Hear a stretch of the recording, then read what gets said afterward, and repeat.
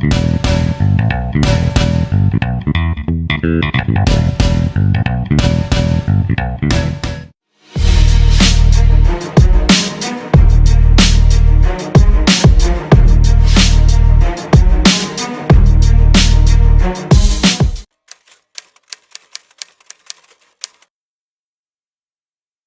guys, welcome to another video episode of Shout Me Loud, and today I have Syed Balkhi, and you might know Syed from his popular blog WP Beginners and from some of his products like Opt-in Monster, WP Forms.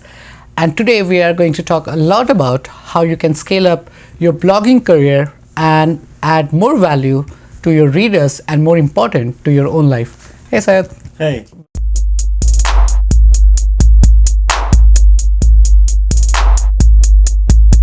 Welcome to the show. Thank you, Harsh. How are you doing? Doing good. How is the Flip Summit treating you? Always a pleasure. Always a pleasure. All right, Syed. So walk me through your time when you started WP Beginners and what was it like? When I started WP Beginner at first, it was a resource for my own clients because I was in the services space, and they were asking me all sorts of questions. How do you do this? How do you do that? And we're creating tutorials to answer those questions rather than sending emails, with detailed responses. And that was it. It was solving a problem that we had in our own company. Right. So one solution but then you are helping many others at the same time. And that was the coincidence, byproduct of it. A lot of other developer friends of mine like, oh my God, you have really good resources. I'm going to start sending my clients your way. And it just started spreading by word of mouth because we were solving a problem, and other agencies started using our blog process resources because it was saving them time. Other people started sharing their tutorials with their friends, right. and then I said, well, this is serious. Started creating more content, not just questions that our users were asking, but questions people were asking on Twitter, and doing more research. And so I think it took you about 3 to 4 years to make WP Beginners as one of the biggest blog in WordPress industry. I think it was less. It was less than that because we started in July 4th of 2009, and by 2010 we were the largest site because you see, before us, all the sites in the WordPress space were started by developers for developers. Right. So there was nothing at a caliber that was built for users. Right, somebody who basically explained everything. Exactly. So we were largest by default, I guess, right. Because there was nothing else out there. So it didn't take us very long. In the early days, I was fortunate enough to get some of my articles on the front page of dig.com. Wow. So within the first 3 months, we were doing over 30,000. How much traffic were you getting with every dig front page? Depended.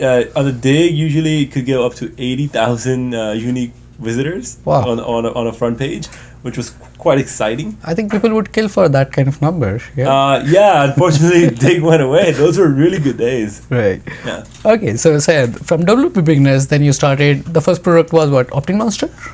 We had several free plugins like Floating Social Bar. We launched before Opt-in Monster, but Opt-in Monster was the first paid product that we did on WP Beginner. Right. So how did you switch? Like you were carrying on your blogging and then created a product. And then how did you made all the switch and carried on blogging along with the product? So again, this was also solving our own problems. So before Opt-in Monster, there were several pop-up plugins, but they were slow, they were buggy, didn't have all the features, kind of annoying, So we built a solution for ourselves, and then all the readers started asking, hey Syed, which pop-up are you using?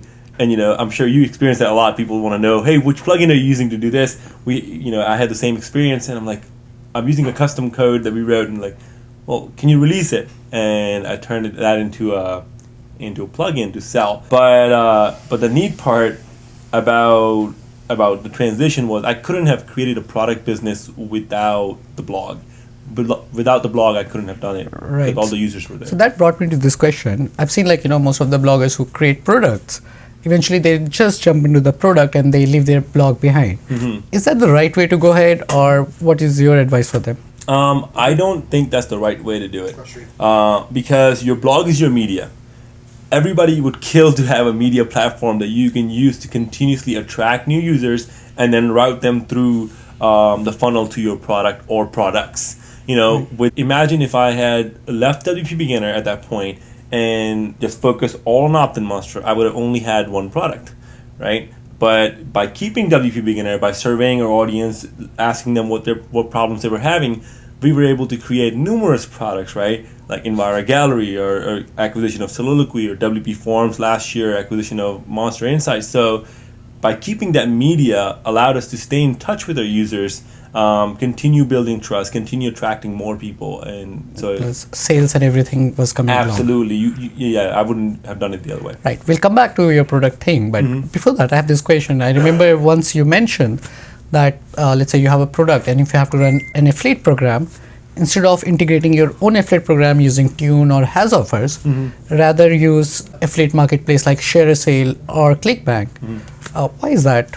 I think when you're running your own affiliate program, let's say using a plugin, like there's tons of WordPress affiliate plugins, right, that you can set up on your own membership site.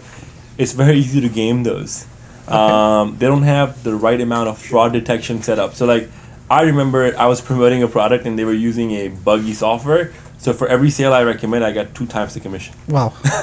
So it was great while I was a blogger, but it's not so great when you're the product owner. So when you use a company like a ShareASale or Impact Radius, that's their business. You know, they have to be really, really good at it, and they are really good at it. They have the right measures for tracking. They have the right measures for fraud detection, fraud prevention, and more importantly, they have a network. Like, you know, ShareASale has 100,000 publishers in their network, so that's automatic access to all that. Right. So at the same time, you're saying, like, you know, on the self-hosted platform, there is like a lot of improvement needed to be there, especially in terms of fraud detection, but also there's overhead, right? You're responsible for every month sending out payment.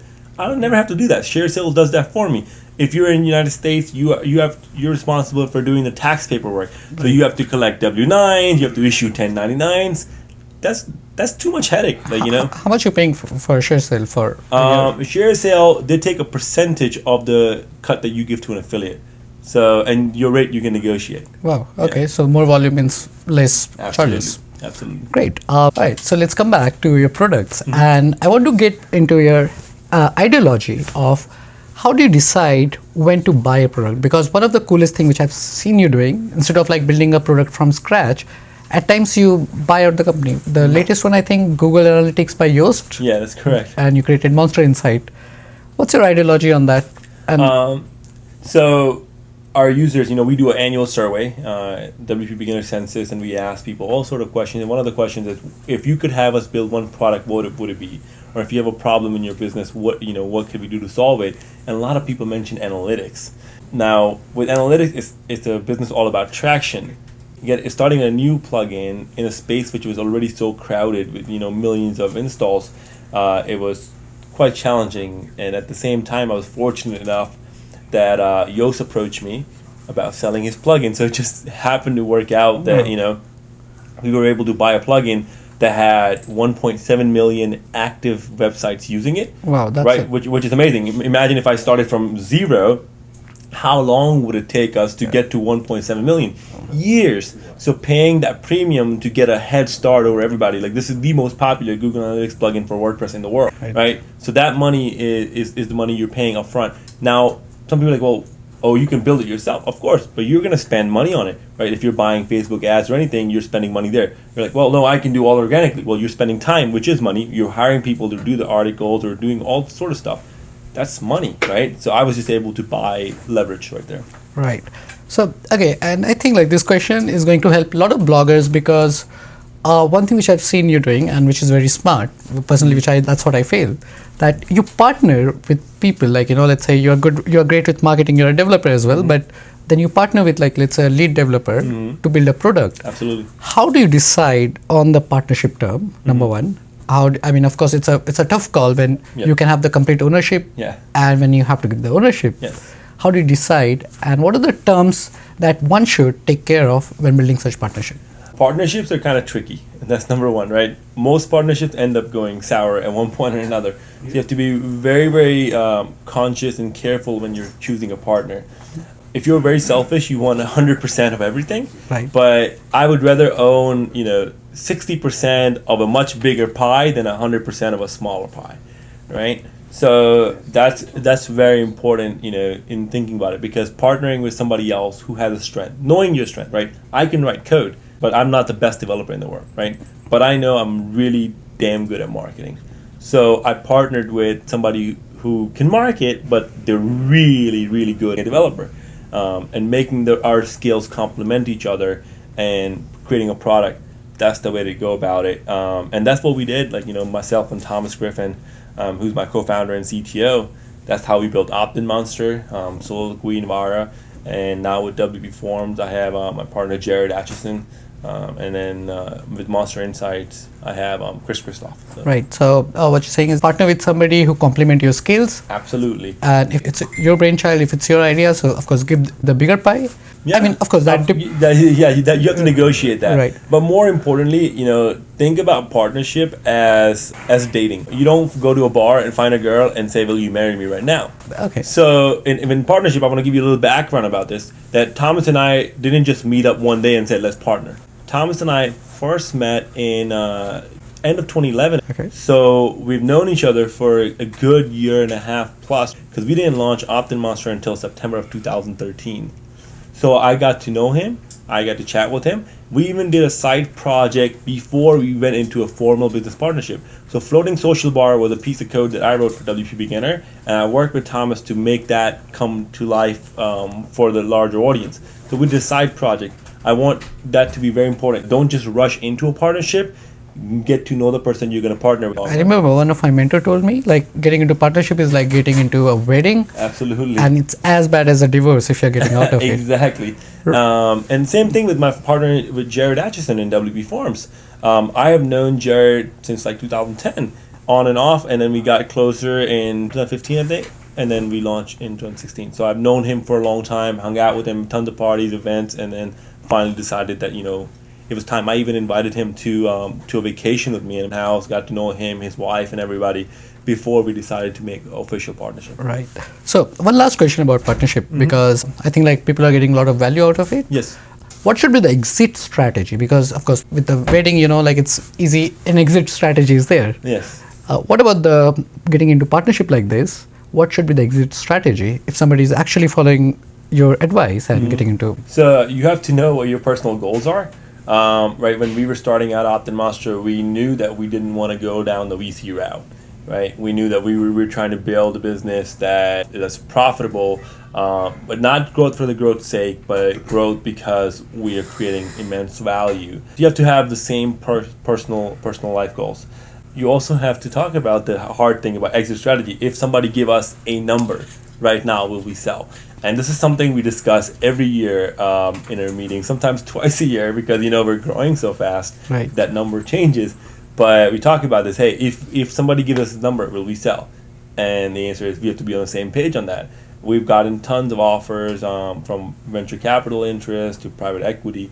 So this is something we talk about all the time. So nothing lasts forever. So you have to build it to either sell or grow it really, really big. We're in the phase of making it really, really big.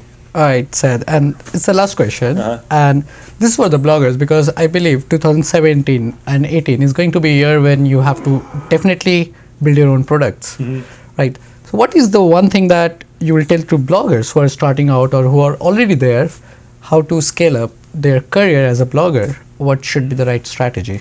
Number one, really, really know your audience and see what problems you're solving. Don't just create a product because you know how you can create an ebook because the other guy created an ebook, right? Don't create that product because you don't know that very well. First, figure out a problem, then solve it. Whether it's be in the form of an ebook, whether it be in the form of a membership website, whether it be in the form of a WordPress plugin, Shopify application, or whatever it is. If your product does not solve a problem for your users, it's not going to succeed. So if you're trying to scale up your strategy, that's the best way to do it. Right. So get into the real business. Don't take it lightly. And thank you, Syed. I think that was awesome. And thank you very much, Harsh. And don't forget to like and share WP Beginner. And yeah, that was shameless plug. Right. We're gonna bring John Chow as well. John, come on in the video. Yeah, John is our director. The battery's in red. Hurry up. Hurry up. Join us in. We have to say. Hallelujah. Is that what you were saying? Hello. Hello. Shout me loud. Shout me loud.